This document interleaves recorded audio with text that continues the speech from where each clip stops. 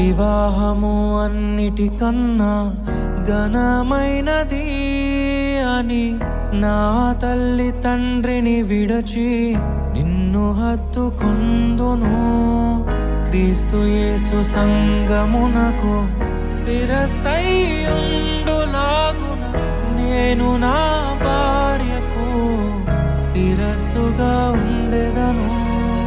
నా ప్రియ సతీవే నాలో భాగస్వామివై యేసును వెంబడించు సహవాసివై అంతము వరకు నీకు తోడయుండి క్రీస్తుని నీడలో ఫలించెదము.